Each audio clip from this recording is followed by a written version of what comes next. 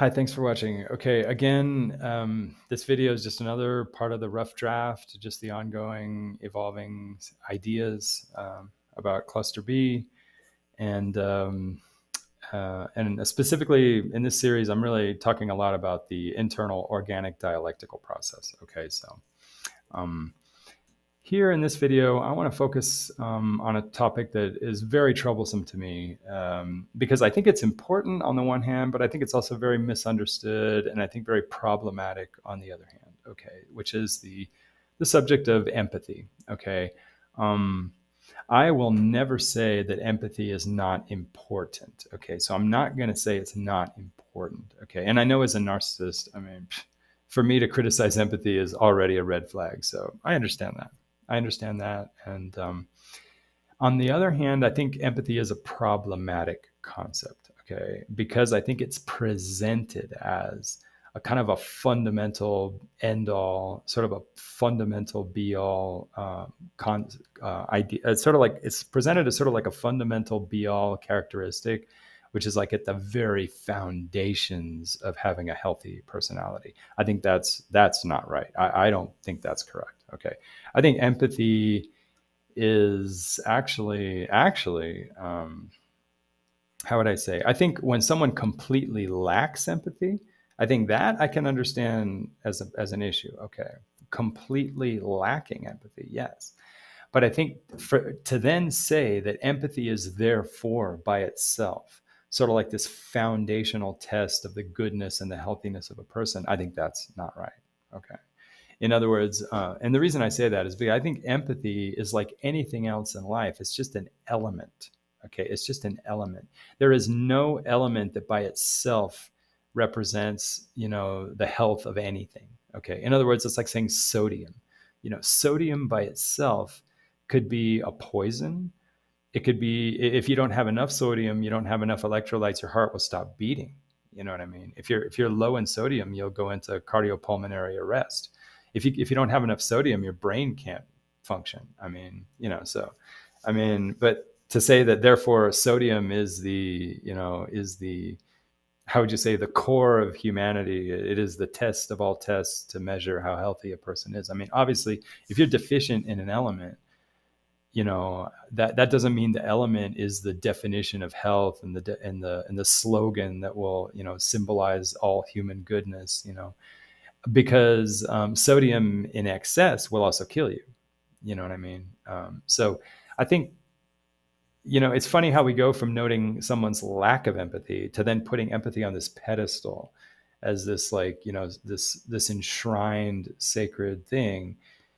And I think we don't realize that that's not a very dialectical way of looking at, the problem of, let's say, not having empathy or maybe having too much empathy, and I think right there you can see that in our public discourse, and even in, what we get from psychology, we're sort of getting their dialectical mishandling of the issue of empathy. Okay. So, this is why instinctively, at least for me, and maybe I could change my mind tomorrow. So, whatever, this may be bullshit. This is just my rough draft of today. I invite people to disagree. I invite people to be upset by what I'm saying. I'm committing blasphemy, whatever. But, this is my rough draft of today because it is a thought and it is part of a conversation, which is that I don't personally try to have any particular level of empathy. Okay. I don't try to orchestrate my empathy. I don't try to make empathy an issue in my life, actually. Okay. Because I see empathy as just part of the environmental content. Okay. That hopefully we want to integrate into ourselves and have ourselves integrated into that environment. Okay. So empathy is just one of the many elements, like potassium, like calcium, like magnesium, iron, carbon. Empathy is one of those things, and I don't want to over focus on, let's say, nitrogen, just nitrogen. If you just focus on nitrogen, you can kill your garden. You know what I mean? Your garden is not going to be saved only by nitrogen. Nitrogen may put your plants on steroids and make plants grow really fast, but nitrogen may not protect your plants from pests, or, so you might have like, they might be more vulnerable to insects or whatever. So I'm just saying that, we can get into that Frankenstein nightmare where if we focus too much on one element, and seize on that as like the be all end all of like human goodness or whatever, we can end up accidentally getting into like one of these dystopian science fiction backfires where we get so absorbed in the empathy, we get into another kind of narcissism. You know what I mean? Another kind of absorption into a single element savior, a single element salvation, which is, really distracting us from a more holistic, more organic, more broad spectrum improvement of our health. So I don't accept that empathy is the true test of, how human I am or how not narcissistic I am or whatever. So I don't accept that. I think that what's happening with narcissism is that we are deficient in our overall dialectical processing, okay?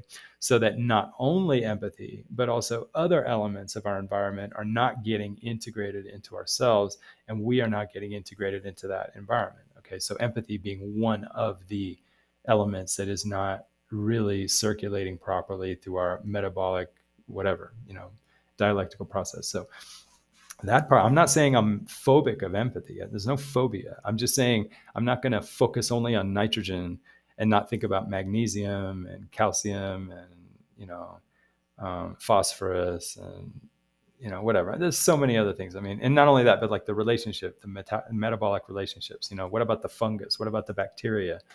What about the ventilation, letting air flow through the soil, the porosity of the soil, so that air can actually flow through it, the water levels, the type of water. I mean, there's so many considerations. So I'm not going to like get empathy, obsessed or focused, because I think that to me is, it's just, to me, that's not dialectical. And I think that actually is a type of narcissism. It's just another kind of narcissism. Narcissism to me is where you fall into a pocket of like separateness through obsession with very, very few elemental concepts. It's like a false salvation. You know what I mean? And it sort of separates you into this like cult of obsession on too few gods, I mean, I think maybe, you think about it, maybe monotheism is really the core, it's like the symbol of all narcissism. You need more gods, you need more elements.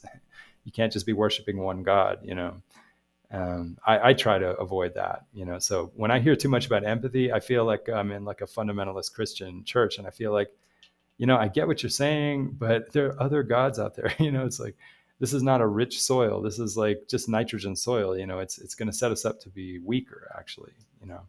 So, I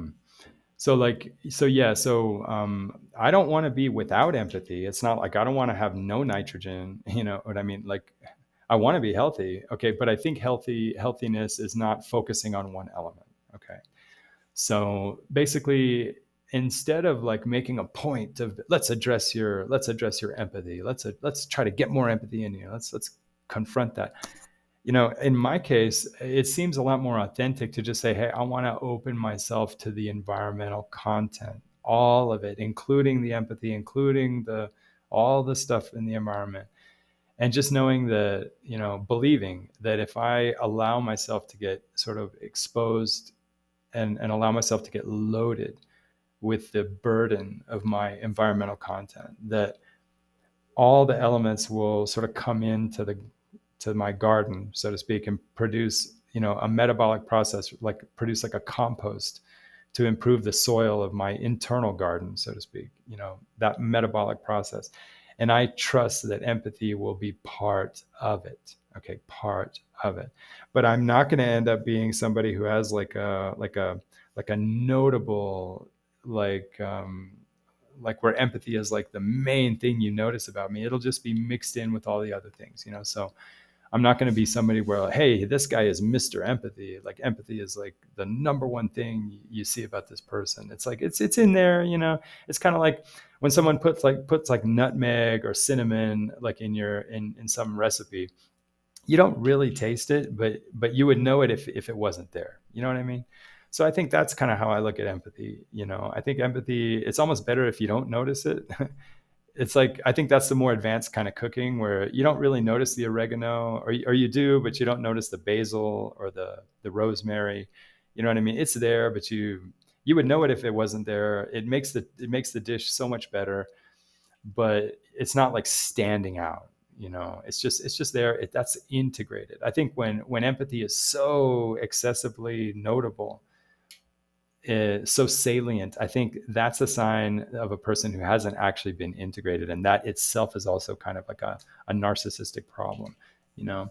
And I think we can see this when we look at parents with their children. You can always see the parents who are trying to be the empathy champions, you know, where it's like they're so empathetic, and it's like that overemphasis to me is a telltale of a person who is in their own excessive adoration of a certain god, and not really evening out their pantheon of gods, you know, and sort of like overseizing on one or two salvational elements. And God forbid if you point that out to them, what do you mean my empathy? Is like, you must be a motherfucking asshole that you could possibly be, you know, calling into question this God of gods. It's like they almost get like into a religious defensiveness, you know. And so I think that I look at it more like as like good cooking, you know. Some of the most subtle spices that make the difference between like a really good meal, a really good dish, a really good recipe, and an average recipe are the things you can't really put your finger on, but if they weren't there, you would really notice, you know. So it's like almost like making a barbecue sauce, you know, like, who knows, you know, you don't notice there's cumin, you don't notice there's like, you know, like different vinegars, like the apple cider vinegar versus the white vinegar or whatever. But like, you know, basically the idea is that if we're just open to environmental content, and we're just open to just a general integration of environmental content, just letting it weigh on us, letting ourselves sort of suffer the burden of it, that we will sort of blend ourselves into the environment, and the environment will come into ourselves. And that, you know, among other elements, you know, the empathy will be there. And it's probably better and more authentic that you don't really notice when someone has empathy. It's just there. You know, you would notice it if it wasn't there, but it's not so present that you can put your finger on it. I think that might be a very reasonable goal for narcissists, because I think if you have NPD, I think there are things about our personality where it's just not going to ring true, you know, to try to get too much empathy, and it's just going to reinforce that idea that we can never get better, you know. And I think that just reinforces the complex we're going to have, that we're just fucked up people and stuff. And we may not realize there's another alternative, which is we can just open ourselves to just general environmental content, and that it'll come in with the mix of elements, you know. And that it doesn't have to be like this obvious thing about us, you know. It'll just come in its measure, so that we have enough that it makes a difference, you know. And I'm sad to say that it may not make make enough of a difference to a lot of psychologists, because I think a lot of psychologists have their own narcissism. It's a different kind of narcissism. It's sort of like an emotionality narcissism, where they're living in a pantheon of very few gods. Okay. And they really should have more gods, but they're like over worshiping nitrogen and carbon and, you know, maybe like phosphorus, but they're not thinking about like sodium, or, you know what I mean? Or like they're also not thinking about like other elements of the whole soil, like the ideal soil, you know. And so I think that whenever you have, you know, people that have like an overly simplified sense of their soil, the ideal soil, I think that is a kind of a narcissism. Okay, so I think that unfortunately, if you go into the narcissism of the world of psychology, even if you had like say an integrated personality with some empathy, you might be classified as having deficient empathy, because they have an overestimation, because they're not really as a subculture. Psychology is not really buying into, you know, a more kind of a holistic sense of like real integration, you know, because they're excessively preoccupied with interpersonal integration.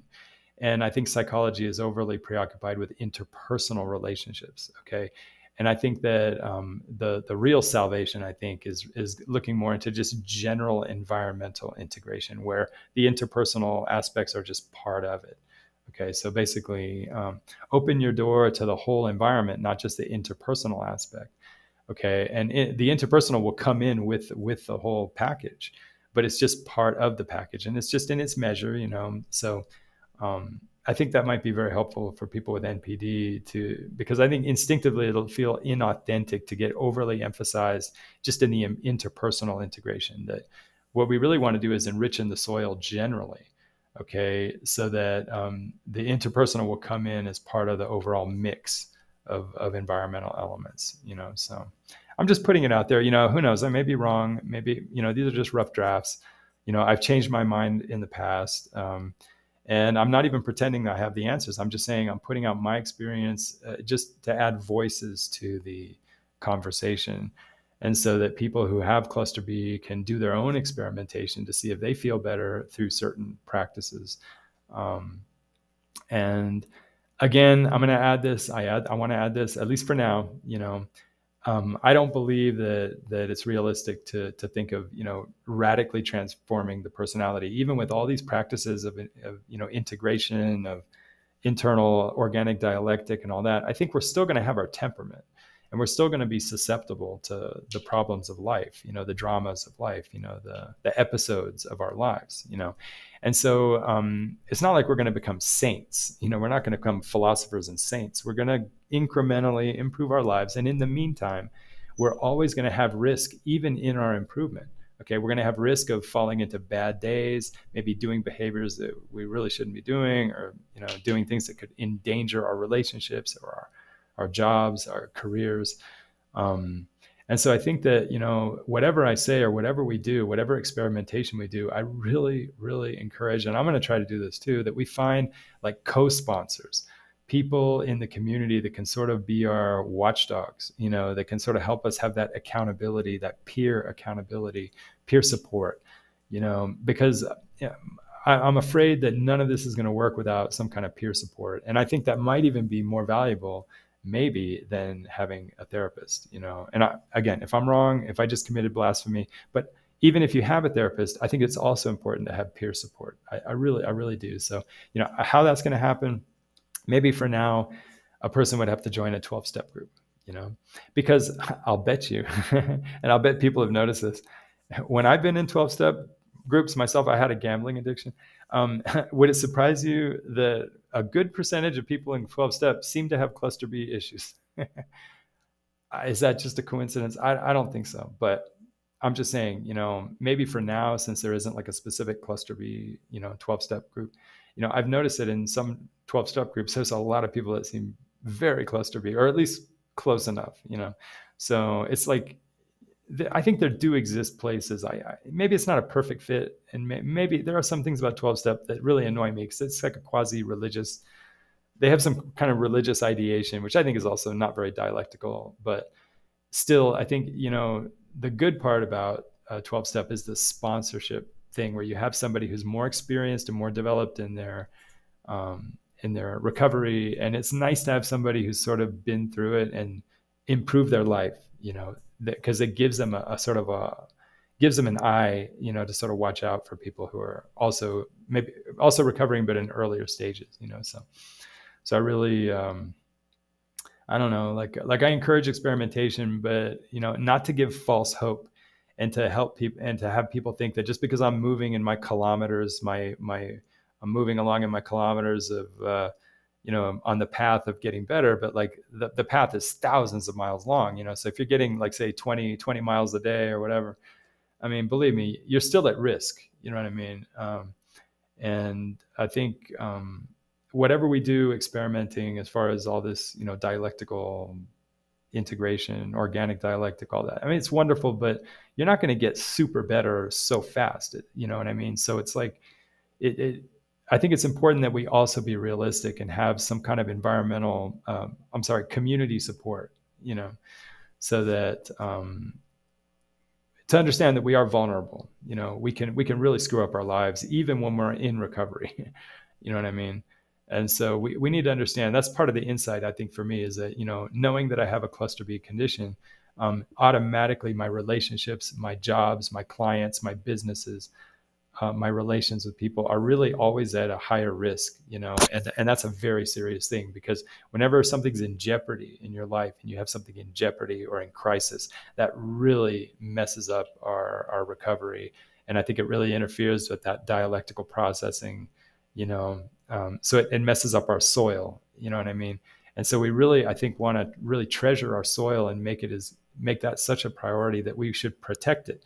So basically put a greenhouse, put like like a special garden roof, so that you're not going to get hailstones come and destroy your soil or your plants. You know what I mean? So like, I think it's really important that we set up some kind of, not only have our experimentation, but have like structures in place to protect our recovery, because it is a vulnerable thing. Recovery itself is vulnerable, and anyway, just ideas, but I definitely want to reinforce the idea that I think we should be very wary of making too much of an emphasis on empathy. That empathy is just one of many elements, and the interpersonal aspect of integration. The interpersonal world is just part of the general world, okay? And that the soul and the soil of the soul, okay, needs more than just the interpersonal aspects, okay? This idea that interpersonal is the foundation of all, God, I don't believe it. I'm sorry. I think interpersonal is a big part of, like, you can't live without nitrogen. I get that. But there's other things besides nitrogen. There's potassium, sodium, there's funguses, there's bacteria, there's whatever. You know what I mean? It's like, you don't want to have a one element fertilizer. You know what I'm saying? So I'm just saying that, I'm not saying empathy is not important, but let empathy come in with the whole mix of elements, and not, like, say, focus so much on it. I think, by not focusing on it, we might get more actually, especially with NPD, because we tend to be kind of turned off by that stuff, so I don't know. I'm just suggesting that we just open ourselves to more sort of a more broad scale, sort of a more sort of like a global integration, without focusing on specific elements, just an idea. And I appreciate your patience watching these videos. I'm sure this is not for everybody, but anybody who is struggling with cluster B, these videos are intended. These videos are intended to share ideas in the conversation with people who are struggling with cluster B, and also struggling to understand what is happening with cluster B, what is really going on, because the way it's described in psychology and pop culture, I think, is very non-dialectically, And I think as we describe these conditions, we tend to overemphasize things, underemphasize things, and that kind of non-nuanced picture, I think, lends itself to a very non-nuanced recovery. And so I just want to add to the conversation towards maybe a more nuanced recovery, more realistic, organic, more wholesome recovery, hopefully. So anyway, really appreciate you guys watching, and talk to you later.